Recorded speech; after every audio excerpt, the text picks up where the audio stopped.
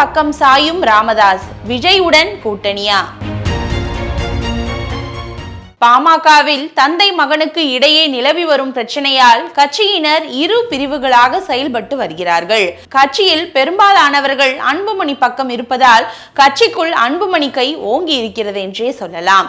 இதை சாதகமாக பயன்படுத்தி கொண்டு முன்கூட்டியே அதிமுக கூட்டணியில் அன்புமணி இடம் பிடித்துவிட்டார். இதனால் அந்த கூட்டணியில் ராமதாஸால் இணைய முடியாமல் போனது.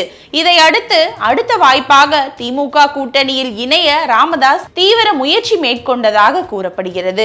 ஆனால் அங்கே திருமாவளவன் முட்டுக்கட்டையாக இருப்பதால் அந்த வாய்ப்பும் ராமதாஸுக்கு கை நழுவி போனது.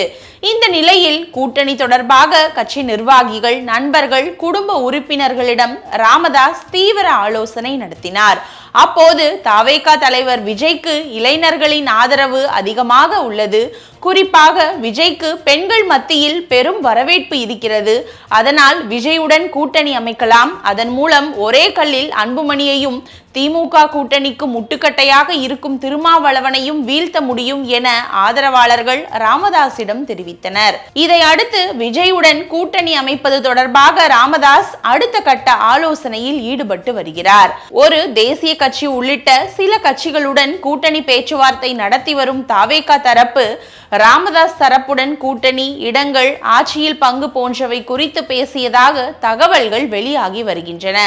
இது தொடர்பாக ராமதாஸ் தரப்பு பாமக நிர்வாகிகளிடம் கேட்டபோது, பாமக வன்னியர் சமூகம் என்றாலே அது ராமதாஸ் என்று அனைவருக்கும் தெரியும்.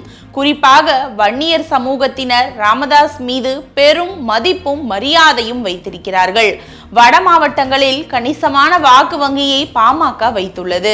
வட மாவட்டங்களில் விஜய்க்கும் அதிக அளவில் ரசிகர்கள் இருக்கிறார்கள். மேலும் விஜய்க்கு இளைஞர்கள், பெண்களிடம் அதிக அளவில் ஆதரவு உள்ளது. ராமதாஸின் அனுபவமும் விஜயின் நட்சத்திர அந்தஸ்தும் ஒன்றாக சேரும் போது மக்களின் ஆதரவும் தேர்தலில் வெற்றி வாய்ப்பும் பன்மடங்கு அதிகரிக்கும்.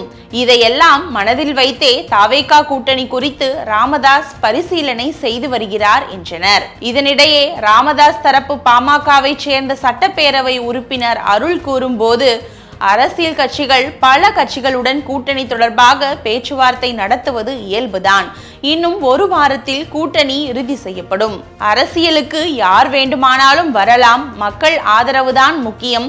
தவேக தலைவரை இளைஞர்கள் தேனீக்கள் போல மொய்த்து வருகின்றனர்.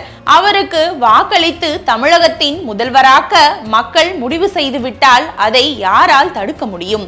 அரசியல் களத்தில் யாரையும் குறைத்து மதிப்பிடக்கூடாது.